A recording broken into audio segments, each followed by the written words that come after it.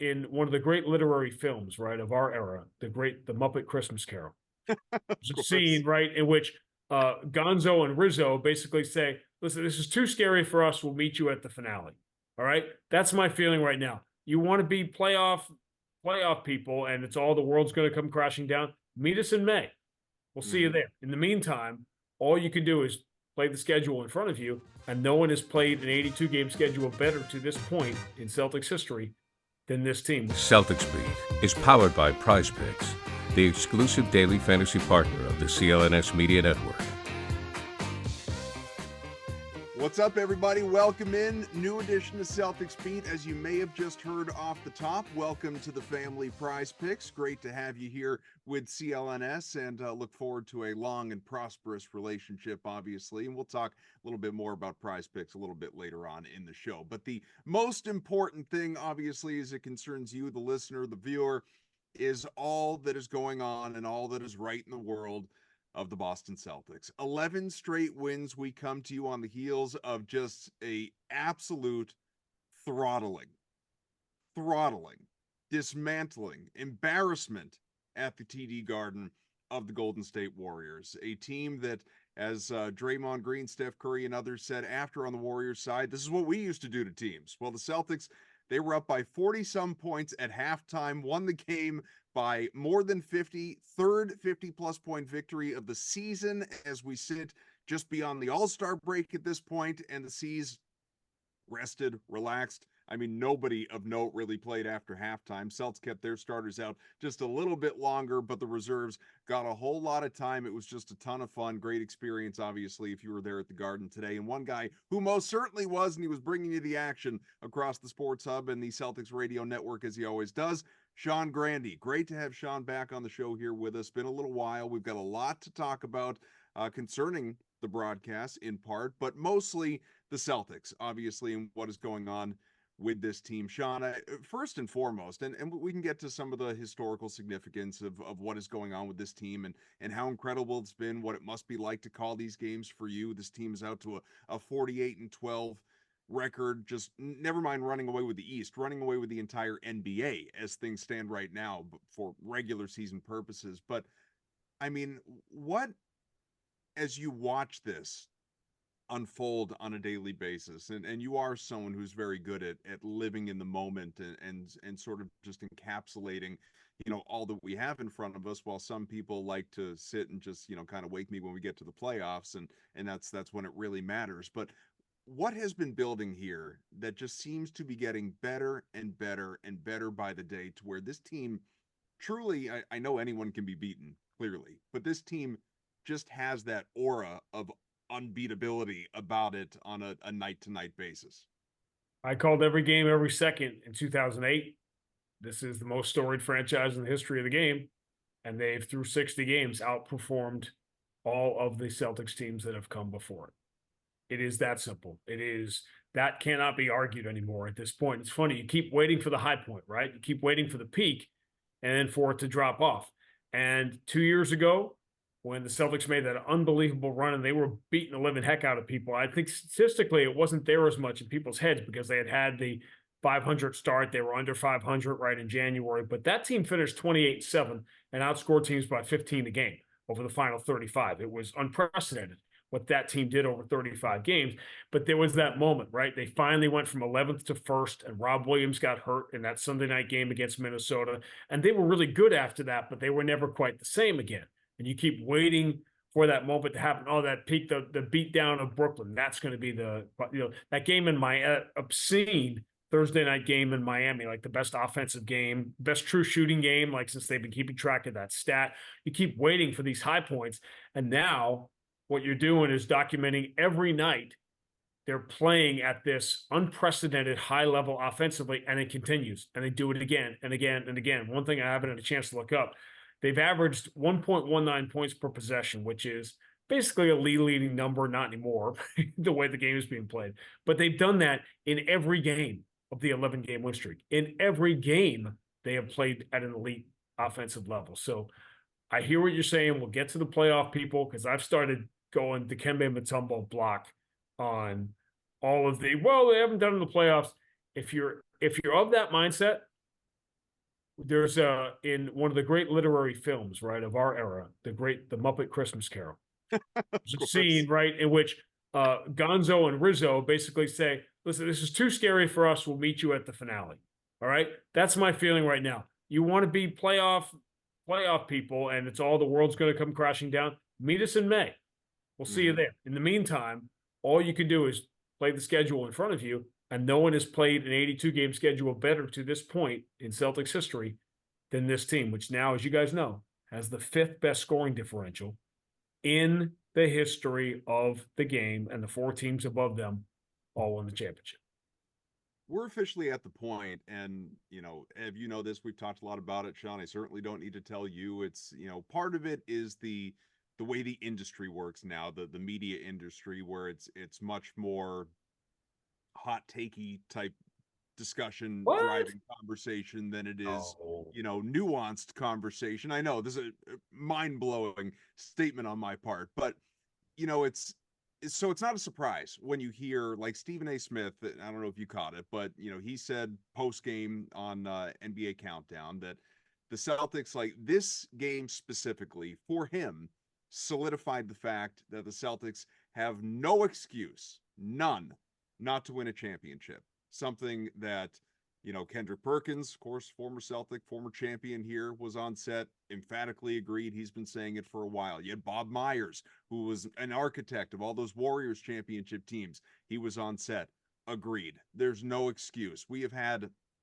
all sorts of people locally have been saying this for a while. It's the whole, I just think there is a difference, and call me nuts. I think there's a difference between saying this team has achieved so much to a certain point and has so much experience and all these, near, obviously got to the championship against the Warriors, and I wouldn't call it a choke, but it was certainly a blown opportunity. Last year, failed to live up to everyone's expectation. Now this year, you could look at it, as many people are, and say it's not finals or bust. It is championship or bust. It's banner 18 or bust for this team. And I don't even fault people for feeling that way, for looking at it and saying anything less than a title is a failure or a disappointment. People like to use those words. That's fine. I will not condemn that. But where you sit there and say, and maybe I'm just splitting hairs, maybe it's semantics, but when you sit there and say that this team has no excuse, I immediately point to a couple of things. One,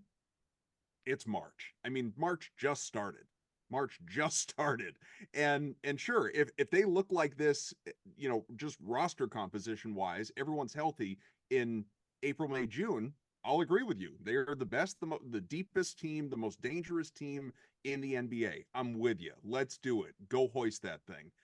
But look no further than what, just happened to Jalen Brunson and the Knicks today. And I don't look at the Knicks as a championship threat or anything like that, but Brunson is their best player. He is yet another guy on that New York team to go down, and we don't know the severity of it as we talk right now, but it didn't look good. The Celtics, you said this before we came on, any team is just that one injury away. I don't know how anybody can look at it and just say, how does this team possibly not win a title? Well, how about Jason Tatum, heaven forbid, suffers a season-ending injury on April 1st? That's how this team doesn't win a title. So I just think the whole conversation, I know people have airtime to fill across TV, radio, whatever, but I just think the whole conversation is so stupid because you can't account for health. You can't predict health. You just hope for the best at that point in time. The question, of course, is how would they lose? If the Celtics don't win the championship, how does it happen that they don't lose? Did the Sixers get Embiid back healthy, play the Celtics in the first round, and knock them out because the Celtics don't play well? That's one thing. Does Porzingis and Tatum get hurt, and that leads to a series? The two best Celtic teams that didn't win, that had amazing regular seasons. The number one team of all time was 1973, the team that has this franchise record for most wins. They didn't win as Havlicek got hurt in the semifinals, and Dean Memninger came in and won Game 7 for the Knicks, and the Knicks went on to win the championship, right, in 1973, the second time they beat the Lakers. And the other team was 2009, when Kevin Garnett got hurt. So we have no idea. Listen, that's the only hot take theater you can do on the Celtics right now. The other thing that's happening slowly, and you guys have probably picked up on it, is the raising of the bar Now, if the Celtics don't get to the finals, not only is it a failure, now they have to do it easily. Now, if they're going 6 games or more in these series, that's the new hot take on the Celtics, is now they have to get to the finals easily. That's the new, but we better raise the bar and make it more complicated and have more things. And all of that is fine. When the time comes, the time comes. I have been doing this for a long time. This is 23 years with the Celtics, and I have never seen a year in which every single day seems to be about preparation for what is coming in the postseason. And when we talk about a Joe Mazzulla press conference, Joe Mazzulla battling with the media, it's not about now. It's about when you lose game 3 in the second round at Madison Square Garden and you go down 2-1 to the Knicks, and then all these people that have nothing to say right now all come flying out of the woodwork. And Joe Mazzulla can't coach, and Jason Tatum can't win a big game, and all these narratives. Can you imagine what are people going to do with themselves if the Celtics win? Because all this Jason Tatum stuff and the Joe Mazzulla stuff, it all vanishes and goes away. In the meantime, all we can do is point out subtle things like our national people, as we're talking at Sunday night, our national people on Monday going to call out Steve Kerr and go at him for pulling the starters out, because 2 months ago, I was at a game in Milwaukee when Joe Mazzulla pulled all the starters out when the Celtics were playing their 5th game in 7 nights and had played overtime the night before, and Joe Mazzulla got killed. How can you quit on the game and pull the starters out? Steve Kerr did the exact same thing today. Both coaches were exactly right to do it, but it's that sort of little subtle treatment. It's the same thing. What's the other narrative all year we've heard? They don't win this game last year. They don't win this game last year. You know what that is? That is a shot at Joe last year. It's a shot at the maturity of Tatum and Brown. It's a shot at Marcus Smart. It's all in that. You know why the Celtics are winning a lot of these games they didn't win last year? Because they got a 7'3" guy in the middle that you can't stop, that they didn't have last year. Okay, that's the primary reason, one of the main reasons this team has taken a huge step forward. So narratives are fun. I'm not a hater on hot take theater. I love it. I'm fascinated now how JJ Redick is going to walk in both those worlds now, on the lead team on ABC, and then can he do both of those things? Because that is the difficulty for people like me. Like, I understand the hot take theater world. I could speak that language if I chose to, but I'm on the other side of that world. So I get it. I love it. Stephen A is the best to ever do it. And he's awesome and the hardest working man in show business. But that is the other 21 hours of the day. And there's programming that has to air and people that have to be paid and ads that have to be sold. But for the 3 hours when real life is happening, when the games are actually happening, you got to call what you see. And what's happening right now is nobody ever wants to say, the 86 Celtics are the greatest team of all time. And if the Celtics don't win the championship this year, they're going to go into that same list, right, with 73 and 09. But if they keep this up and they win the championship, I wasn't here for 86, but I was here for 08.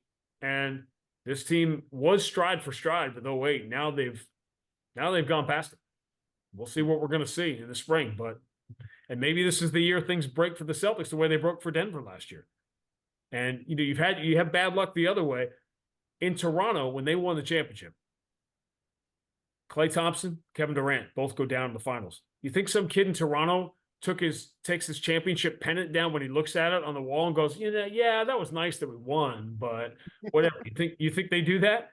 They don't do that. They think Denver last year had statistically the easiest path to a championship of all time.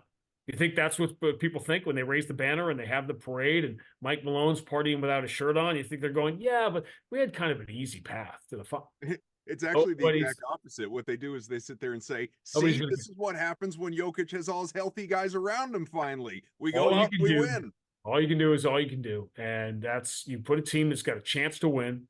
And history, if the Celtics do win, history is going to look at what Brad Stevens did. How many people are going to walk away from a team that easily could have won Game 7 last year if Tatum doesn't turn his ankle and go to the finals and make significant changes to it? That takes some rocks to do, and he did it. So I just hope my message tonight is, if you can't enjoy these 82 games before the 83rd game, and you guys know this too, back me on it, because it's something that I believe strongly, feeling the air around here. I think the Bruins last year plays into some of what is going on. And them having this amazing historic regular season and then losing in the first round, I think that further damaged the psyche around here. And there's an element of, there's the negative people, there's also the fear about what could happen in the playoffs. So what if they don't win after this great regular season they have? And as Max always said years ago, scared, get a dog. I mean, you can't be scared going to battle with the guys you have on this team right now. This should be bring it on. As they've approached this 6-game stretch of national TV games and high profile games, like, really, this is the tough part of the schedule. Bring it on. Football season may be over, but the action on the floor is heating up. Whether it's a tournament season or the fight for a playoff home court, there's no shortage of high-stakes basketball moments this time of year. Get in on the excitement with Prize Picks, America's #1 fantasy sports app, where you can turn your hoops knowledge into serious cash. Testing my skills on Prize Picks this season is the most exciting way to play daily fantasy sports. If you have the skills, you can turn $10 into $1,000 with just a few taps. Prize Picks is really simple to play, and I can make my picks and submit my entry in less than 60 seconds. Download the app today and use code CLNS for a first deposit match up to $100. Use the code CLNS for the first deposit match up to $100. Pick more, pick less. It's that easy. Yeah, the biggest thing that drives me crazy is the people that can't get any excitement out of this team until the playoffs happen. They're like, well, playoffs have to be a different time. Like, they have to prove this to me in the playoffs is my favorite. It's like, okay, so we can't enjoy what I'm currently watching on TV every 3rd or 4th night on the schedule. I think this has been an enlightening experience in some different ways, but like, especially lately, it's just a really good snapshot of what good basketball on both ends of the floor looks like. And I loved, shout out to Jared Weiss, who was on the show last week. I loved his piece about Joe and the stuff that Joe talked about in terms of how transition fuels both sides. The game isn't just one court and the other court. A lot of the in-between stuff dictates what happens on both ends. It was really, really fascinating. And this team has been just so fun to watch. I guess, again, the people that are like, hey, wait, this is a different team, right? If this was the same team as last year where you're like, well, yeah, sure, we got to prove it to me in the playoffs. Sure, that's fine. But this is a way different team. The addition of Porzingis, as you mentioned, Sean, is, I mean, it can't be overstated. It's really made this team really unguardable if they're really hitting. Versus, go ahead. No, I was going to say, one of the things we romanticize about is, because I don't want you to skip by that point. If you look at the 6-year, the new Big Three era, as I called it, right? It's from 2007 to 2013. The Celtics won in the first year.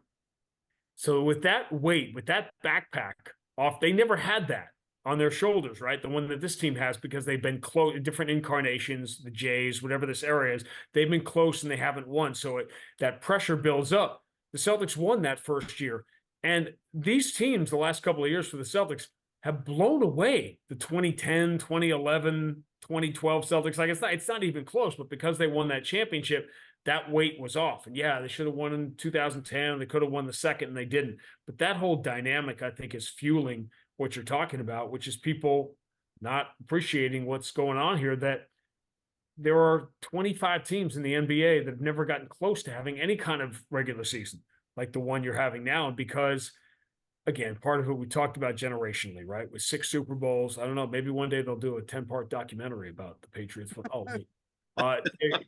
The Bruins having this record season and their Stanley Cup win, the Red Sox, the unthinkable happening 4 times in the last 20 years, and the Red Sox winning the World Series. It's changed the dynamic here from when I first came back from Minnesota, when they were celebrating just going to the conference finals, right?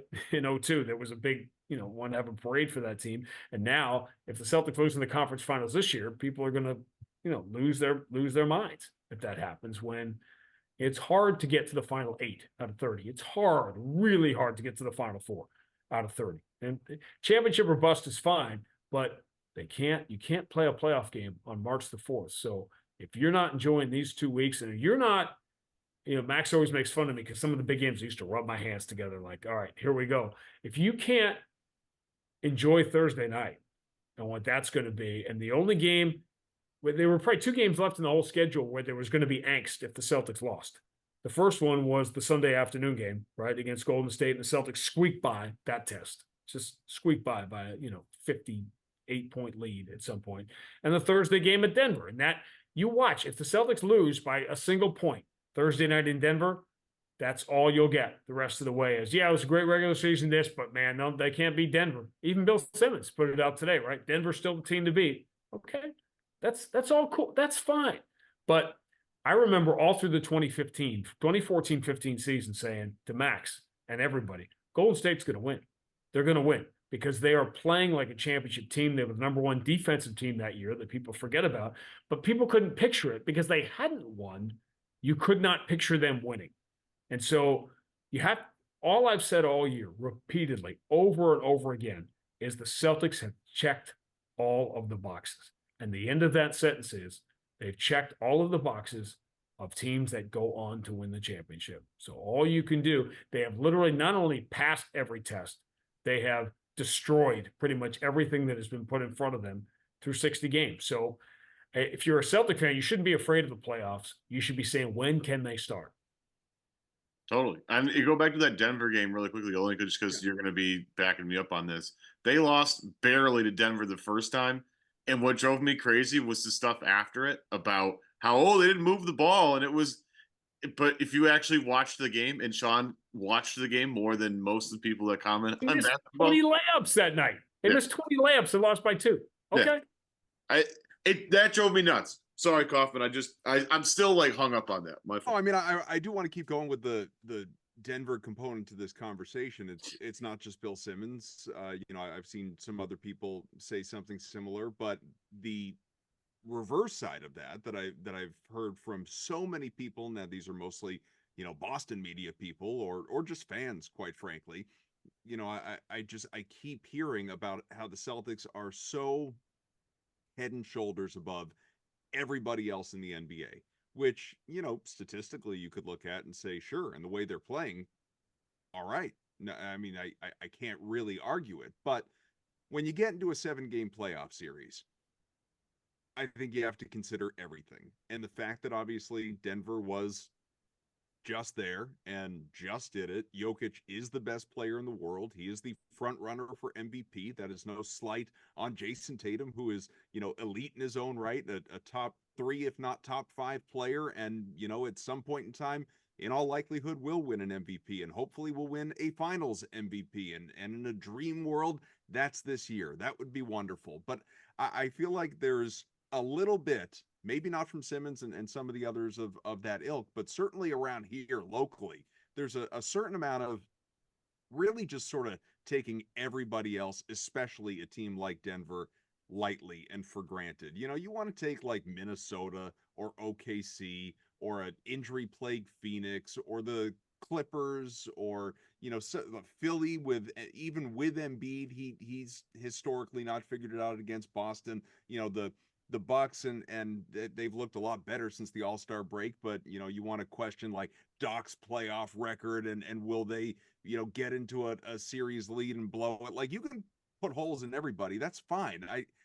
I don't know how you can look at Denver, if healthy, and say, yeah, they're head and shoulders above the Nuggets. Are you kidding me? Like, I absolutely think, I think if the Celtics had won that Game 7 and reached the finals last year, I don't know how it would have played out, but I can tell you my money would have been on Denver. I think the Nuggets would have won that series. This year, I would go the other way. I would pick Boston based on what we've seen so far, but I don't think it's a walk in the park, as you alluded to earlier. I don't think it'd just be easy. I mean, do you feel like people are taking Denver for granted here? I think there's a little bit of that. I think it really depends on who you talk to, because again, I don't think people here are locally saying that. If people don't take Denver seriously, they're not really watching the NBA.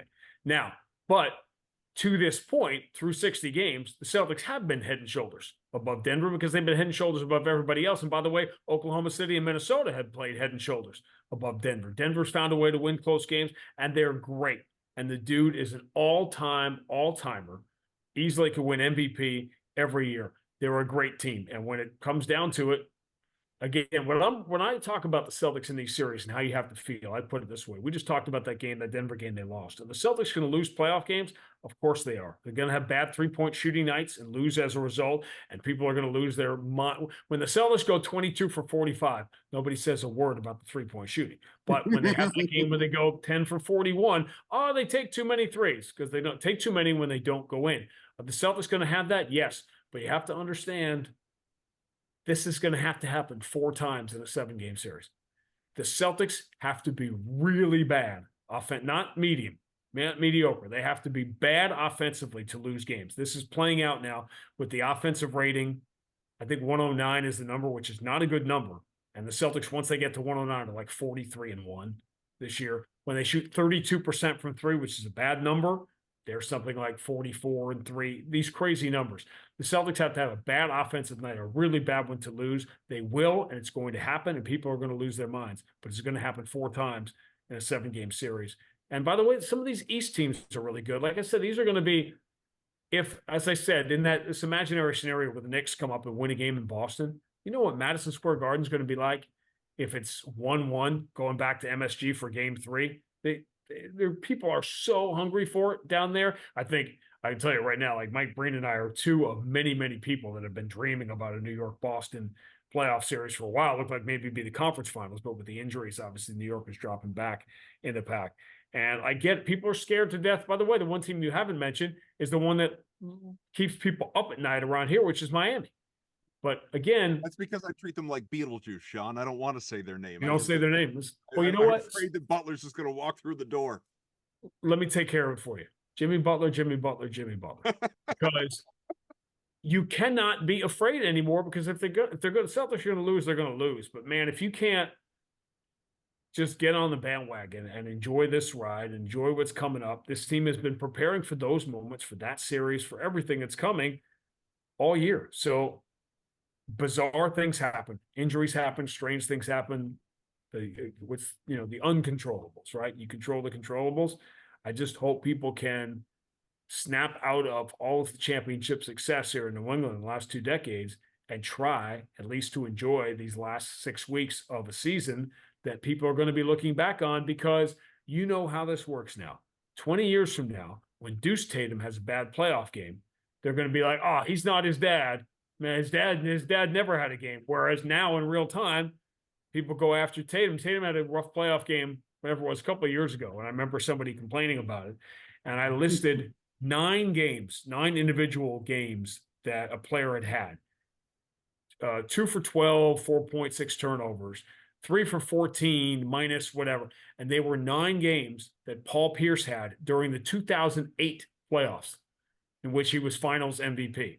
So all that stuff gets erased. Larry's bad games get erased because he won championships. Paul Pierce's bad games, that 08 team suddenly could do no wrong.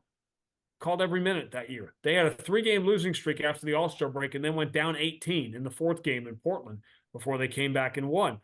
They lost 3 out of 4 to Washington. They lost 3 straight games to that Gilbert Arenas team. And, these things happen, not to mention what happened in the playoffs when they went, what did they go, 31-10 on the road in the regular season, and then lost the first 6 road playoff games. So, the standards now, when I heard the people last week say, well, Celtics they better win these series in 4 or 5 games in the East. I'm like, do you have any idea how hard this is? I hope we all hold ourselves to the same standards and are, I'm glad all your kids get A+ in every report card in every class. That's the high standard that you live your life. But I hope people can enjoy a little bit of this fun and show business here over the last 22 games, because this team is too much fun not to. Because all you have to do is take your cue from the bench. Have you seen? I don't think Jaylen Brown has smiled as much in his life as he has smiled over the last 4 months. Like Kristaps Porzingis, he's MVP for that. He's got Jaylen Brown smiling every night. Like it's amazing. It's fun to watch, and I hope people are enjoying it. That's all.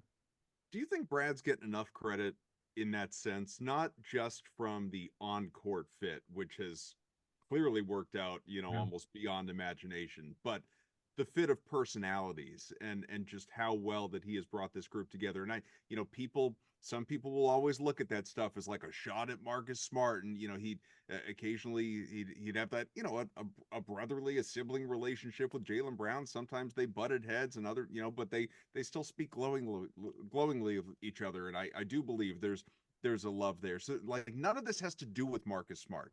Take that away completely. It's more about just, man, this group, this locker room. I mean, there is an infatuation with one another, to your point. Well, I'll say this. If the Celtics win 16 playoff games, everybody's going to get enough credit for the rest of their life. Joe will and Brad will, and these are going to be made men forever and ever and ever if it does end up happening. But who knew when Brad got the coaching job by a press release, right, in July of 2013, we didn't know. We thought, wow, this could work out. Who knew he'd become, and it didn't take long to figure out, he was going to become a great coach in the league. When the GM thing happened and the Danny thing happened after 2021, we were all disconnected anyway, because that was like heart of the pandemic, right? Which we're almost 4 years away from, that day in Milwaukee when the world ended, and we're all, sort of reliving it now. That who knew what Brad, how he was going to do in this job. I always thought one day, I didn't think it was going to be that day. I always thought one day, I wonder if he's going to do this and have success at it. And, is he going to be able to make the cold, hard decisions, including, trading Marcus Smart with a half-hour deadline before, in that Porzingis thing when the Brogdon physical didn't work. And, listen, history is going to record that whole, the diagonal, the switch, the pivot off Brogdon to Marcus Smart, and then Drew Holiday suddenly becoming available later. This has got a chance to be one of these legendary things we're going to remember. There's two things I've talked about. There's that. And I think we just had today, as we're talking, it's March 3rd, which is the anniversary of Kevin McHale breaking the single game scoring record, which Larry I heard you guys talking about later. that on the radio earlier. Right. And as Max said, he as he views it, the day that he realized he was no longer starting for the Boston. That's right. And here we are. I stare up at number 32 right now, and I realize it's quite possible that Kevin McHale is going to be the second most important McHale in the history of the Boston Celtics franchise. Pause, 2, 3, 4. Because Mikhail Prokhorov is the guy that made that deal with the Nets in 2013 to give the Celtics Jaylen Brown and Jason Tatum, and maybe, just maybe, we're going to take 32 down and put Prokhorov's name up right in that spot. Yeah. So there's, you have 23 years of perspective here. I lived through 08 and all those playoff runs and the finals in 2022. I know very well what could be coming. And so you want to document each of these moments as they happen, that, okay, the answer to the Celtics just became the first team in NBA history to win 3 games by 50 points in the same season. The Celtics, who had 2 58-point leads or 3 56-point leads in franchise history, had now done it twice in the last 6 games. The response to that is not, well, let's see them do it in the playoff. No, that's not the response. The response is, wow, that's unbelievable what they've done today. Al Horford, I put a tweet out today when Al got to 14,000 points. He's one of 9 first ballot Hall of Famers to hit these statistical milestones, right, in the last 50 years. Tatum and Jay, in the new Big Three era, it seemed like every night we were documenting, hey, Ray Allen just passed this guy, and Kevin Garnett's now 14th on the scoring list. Well, now Jason just passed Antoine Walker on the Celtics list. Jaylen is going to get to 10,000 points before the end of the year. He's about to get his 1,003, and I've got a great number that I'm not going to spill right now. But when he gets that 1,003, keep an eye out on your Twitter X Twix machine for that, because it's unbelievable statistically what these guys done. And then the biggest one of all, when we get deep in the playoffs, and they will go deep in the playoffs, is how old was Michael Jordan when he won the first championship? How old was LeBron when he finally won the first championship? And Jason Tatum is newly minted 26-year-old, and Jaylen Brown is 27. So imagine if they win now, they're winning it early. They're winning a championship early compared to these other guys. I thought about this earlier today, and it was just funny that this has gone this direction. Is Jason Tatum, Steph Curry getting hot, and Andrew Wiggins being the best version of himself that away from being Dwayne Wade, because he would have won at 24. D Wade Sure. won at 23. Yeah, I don't think there's. Listen, I think you guys and I have had this before. I've said if Jason and Jalen win one championship, no championships, or 5 championships, they're always going to know that 2022 is when they should have gotten, and it got away for a variety of reasons. Tatum wasn't great in the finals. To what degree he's still being punished for that, I don't have any idea.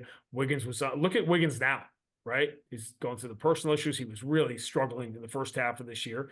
Steph went crazy. It was actually Jalen who was the Celtics' best player. Jalen going into the second half of Game 4 was the MVP of the finals. Celtics were up 2-1 going to the second half of Game 4 in a close game. And at that point, Jalen was the best player. He was the MVP in that series. And then Steph was Steph and Wiggins was Wiggins. And that's all part of the learning curve, right? But no doubt. And that's why it's the same thing I'm talking about Toronto winning and Denver winning last year. Nobody remembers the little details of guys who get it.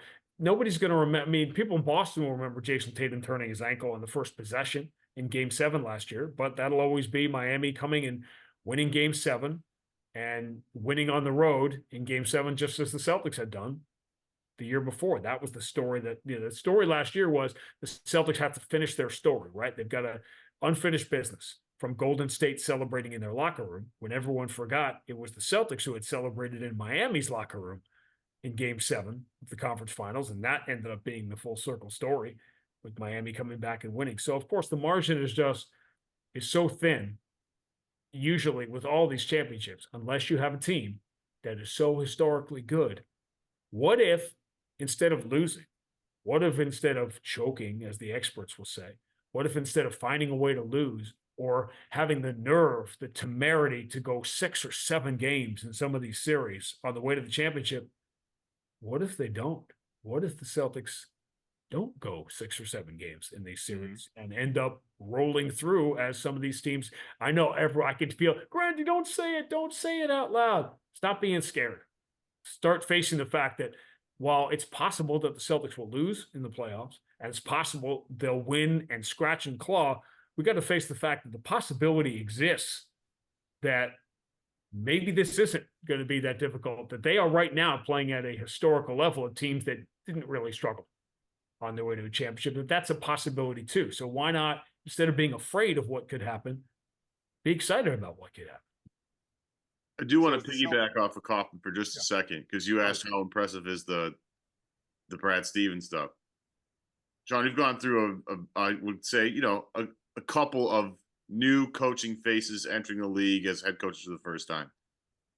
How impressive is it of what Joe Mazzulla is doing right now? Because I don't think he's getting nearly enough credit for some of the stuff that they're doing on both ends. And he won't. He won't. Before you answer that, it's more than that, Ev. I still have people actively in my Twitter mentions saying how bad Joe Mazzulla is. That's going to be the way of it. And by the way, some of those people, if Joe Mazzulla is in a duck boat on June 16th, they're still going to say it. You can already see that narrative. This season narrative was set before the year, right? If the Celtics lose, it's Joe's fault. If they win, it was the players who did it. I think everyone that was pretty clear. Know this about Joe Mazzulla. Nobody in NBA history was ever thrust into the spot he was in, with the exception of Billy McKinney flying off his bike and Westhead getting that job with the Lakers. There is no statistical comp for a coach at that age, at that experience level, being thrust into a must-win pressure championship environment. And history, and this is the best statistical comp in some ways is Spo, right? Because Spo was a young guy and he was thrown in. He had some success. Spo, when LeBron got there, remember the first year when LeBron got there? Spo can't handle it. It's too much pressure. There's too much. The expectations are too high. He and LeBron aren't on the same page. They were going after Spo back in Miami the first year. That was Spo's third year as the head coach. Imagine, go back 5 years, 3 years earlier. You talked about Dwayne Wade, that Miami team in 06. The only comparison with Spoelstra is this: they had yanked him out of they win the championship in 2006. And the next year, defending the title when they're supposed to win again, there's no Pat Riley, there's no Stan Van Gundy, and they go grab a kid nobody's heard of out of the video room, Eric Spoelstra, and throw him on there. He had already been a head coach for 2 full years, and he got to do it away from the spotlight because Miami wasn't that good.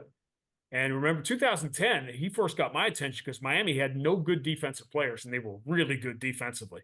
The year the Celtics played them in the first round of the playoffs, and Wade had that crazy game 4 down there. That was, the first, wow, what's going on with this Eric Spoelstra guy? The same way we've seen now, Mark Dagnall, Chris Finch, and all the other new coaches. And you realize coaching's at a pretty high level, by the way, which is why you can't do both anymore. That ship has long since sailed, right? You can't be coach and GM. It's too complicated. It's too intricate. There's too many high level guys doing it. But Joe is trying to do something that essentially hasn't. Obviously, Westhead won the championship in 1980, as we all learned on HBO's Winning Time. Which Went a little south. I'm so that. sad. Yeah. I don't. I'll say it. Nobody else is allowed to say it. I missed that show. I missed Sunday nights watching. I like that show. I mean, as long as you accept, how just blown out of proportion a lot of the that first stuff. year, especially, and I think they toned a lot of that stuff down in the second year. But I think, as I said, I probably said it on here. I certainly tweeted it when it happened. Winning Time getting canceled with the Celtics winning the championship is as on brand for Red controlling things from beyond the grave as anything ever. Yeah, I remember your tweet with the screenshot of the, yeah, right, Max, right, the guy playing Max, who worked out a little more than Max did. Back at the time, that was, you took 2 Maxes and put them together, you probably would have gotten the bulk of the dude that was playing him in the show. But yeah, I loved it. But again, that's the only. It's just funny because that's really the only precedent for Joe being thrust into the spot. And the other thing is, and this is the opposite of a knock on Ben Sullivan and Damon Stoudemire and those guys, because they were amazing in accepting their roles last year, which sometimes you have to do. You got to have humility, right? And accept your role with an organization. And I thought they were great last year doing it. But as that season went on, that those guys were trying to figure out, what am I going to do next? And Damon leaving when he left, and he should have. Obviously, it was a great job, right, to get at Georgia Tech. That coaching staff was also thrown together at the last second. And thrust into that season right before training camp. Last year, they didn't have an off. Joe's had an off season now. He's got a staff. It's his staff. And again, there's just no precedent for the position he's in. And if he ever wins, bring the people. They're still saying, oh, they won in spite of Joe. Like, just pay attention to what's going on. And more to the point, listen to his peers. That's all you have to do here. Listen to his peers. Listen to Mike Brown. Listen to Steve Kerr. Listen to the guys talk about what Joe Mazzulla and the staff have done. Take your cue from that, not the perceptions of hot take theater. That's all. So, Sean, since I know you well enough to know that you don't make remarks like sometimes you need to know your role and accept humility within an organization. Since you don't just say those things offhandedly without there being purpose behind them. Oh, sure I do. But yeah. You were on this show with us roughly 6 months ago, and we were talking about obviously the pursuit of Mike Gorman's successor, what that was going to look like, when it was going to happen, who it was going to be, all that would go into the process of making that decision. You were very forthcoming about saying that you were obviously interested in both roles, calling games on TV, doing radio, talking about how the last couple of years have really been highlights for you in your career in terms of the diversity of the two and all the different partners you've been able to work with. And you wanted to continue that balance basically. And so then obviously shortly thereafter, we get the news that Drew Carter was hired by NBC Sports Boston to ultimately be Mike's, successor, eventual replacement as he goes off into the sunset, maybe a little sooner than some expected in terms of the announcement. I think a lot of people, I don't know about you, but I think a lot of people, just in the space felt that, this year's going to be all about Mike, which it is kind of, but it would be like all about Mike. And then, and you would still do what you've done the last couple of years and do some road games and do some TV and maybe other people, they do the players only broadcasts they've done in the past, or Mannix or whoever. And then, after Mike was gone, then whether it's you or the new guy, but instead, we've got this hybrid this year to where, Drew comes in obviously and everything was maybe, I don't know about within NBC Sports Boston, but again, in the minds of, I think, a lot of people in just the Celtics community, maybe it was sped up a little bit. So I want to reference a couple articles that Chad Finn wrote over at the Boston Globe. One of those was early October. He wrote, to many Celtics fans, it comes as a surprise that Sean Grande, who has worked Celtics radio broadcasts alongside Cedric Maxwell since the 01-02 season, more than 2 decades, will not be Gorman's successor. Grande and Maxwell both signed contract extensions several months ago to remain calling games on 98.5 The Sports Hub. Grande juggled the 2 roles last year, calling more than 20 games for NBC Sports Boston, had expressed some interest on the Celtics Beat podcast. Thank you for shouting that out, Chad, on taking both roles. Reached by text on Wednesday, he chose not to comment. A couple weeks later, another article about this. He has a quote from Kevin Miller, who wrote or who told Chad, I have a ton of respect for the way that Sean calls games. Certainly has a great connection to Celtics fans, has been around the organization for 20 years. He was definitely given the utmost consideration, but just as we got down to the final stages, it just became more about Drew and less about anyone else. You have not made a comment on this whole thing since it happened, and we've got you back here. Obviously, you hear everything that I just read, and you've had plenty of conversations that you've had behind the scenes.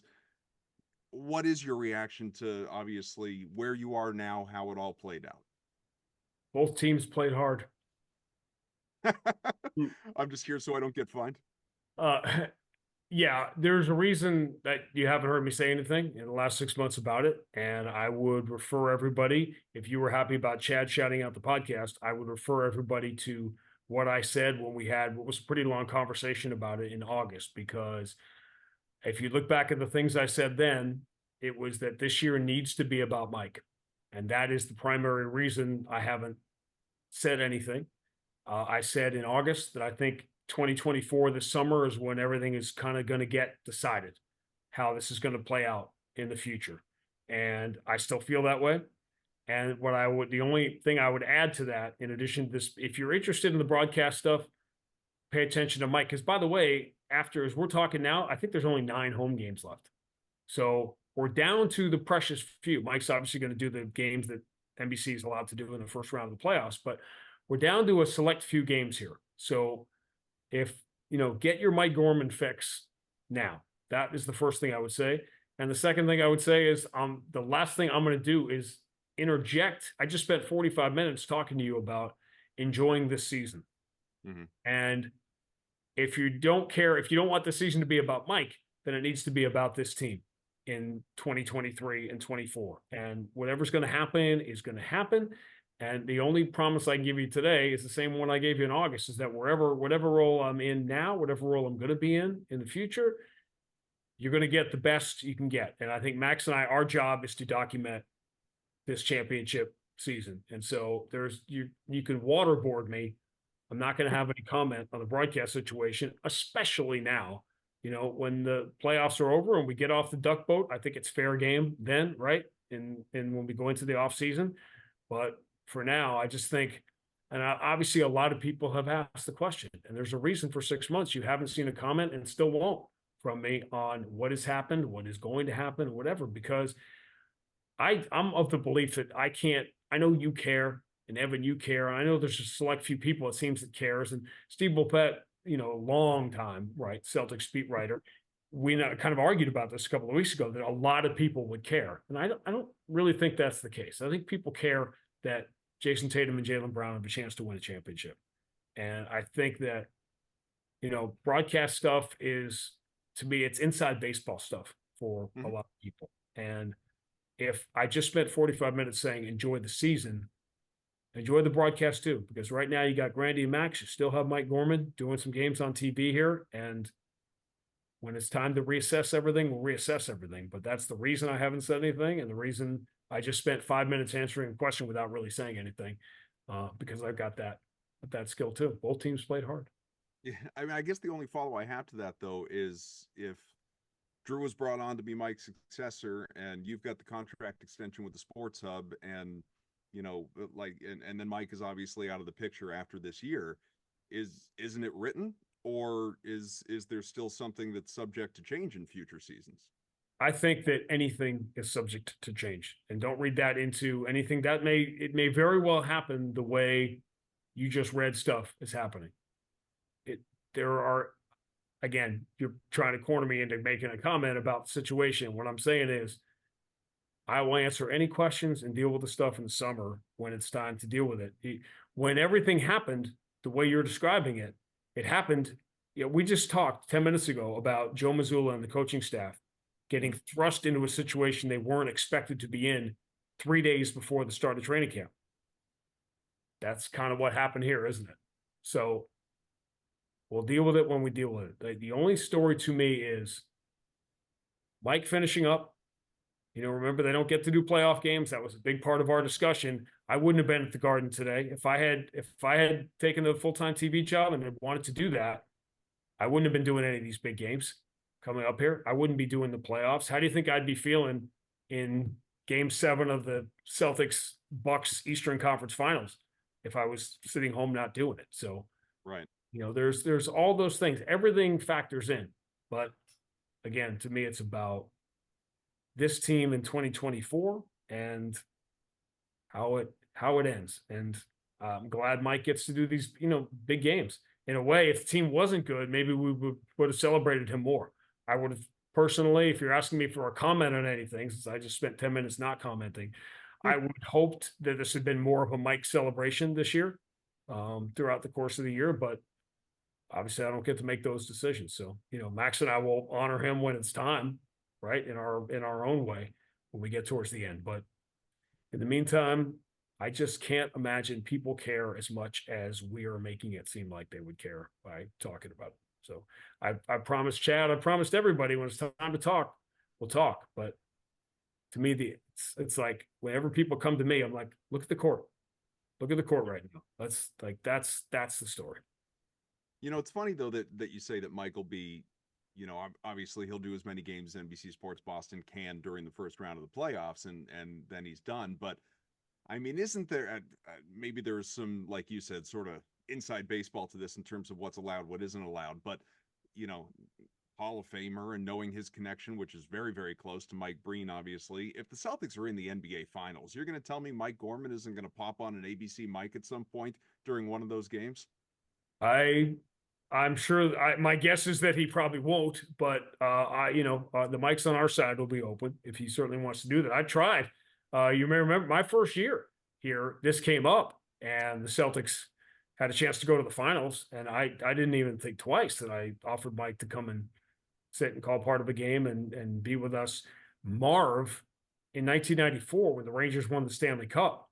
Marv was in the booth at the end for that. And he had long since stopped doing, Rangers radio or something he did when he was much younger. But yeah, I don't think there's any question. Like I said, if you want to worry about, that's a great thing to worry about, right?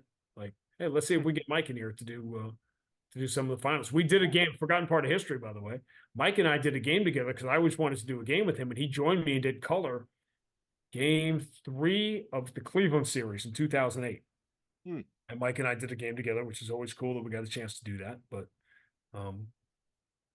that's a lot of 43 years is a long, long, long time. That's a lot of games, a lot of institutional memory. And, I'm a big fan of that. Joe and I talked about it before the game today, institutional memory and how important it is within a basketball team, within an organization. And we're going to lose a lot of that when we lose Mike. Yeah. Anything to add? No, look, I'm with Sean. It's interesting that all the focus is on the court, considering Mike is almost done here. But to the credit of the Celtics, they've kind of given us something else to talk about. They've just been awesome, and I'm just hopeful. The injury bug is the only thing that's the only storyline I care about from here to the end of the season is injuries, and that's it.